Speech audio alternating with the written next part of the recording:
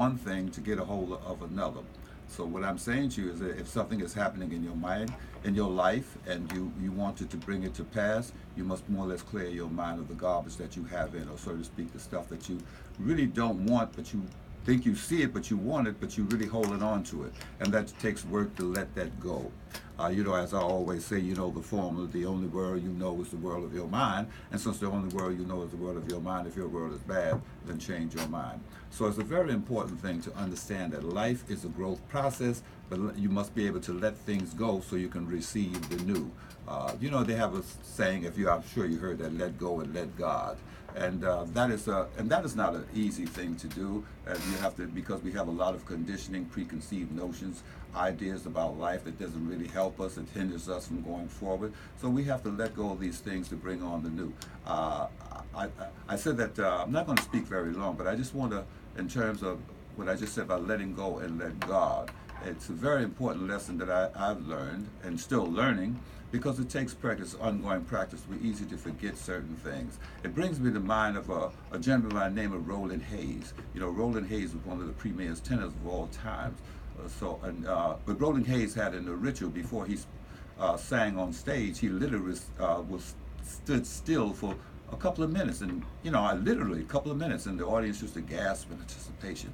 And this was a query to the critics, and so one of the critics was bold enough to approach Mr. Hayes after his performance and said, "Maestro, what do you be doing when you be standing on stage like that?" Roland Hayes, a very humble man, neglected to say it first. He said, "I pray." "Maestro, what do you be praying about?" "I pray, Lord, please block out Roland Hayes so the people can only hear these things." See, we must learn to let go and let ourselves be open for the new and throw away the old. And of course, that takes practice. We always talk about the practice and then conditioning that we went through, and you cannot play conditioning cheap, because all of our lives we have been entertaining certain things, mishmash of this and that, what people say and what we took in our orientation, and so that brings, that ends up in our minds. So therefore, we have all of that in our minds. We have all that to contain, and then we want something, but it doesn't work like that.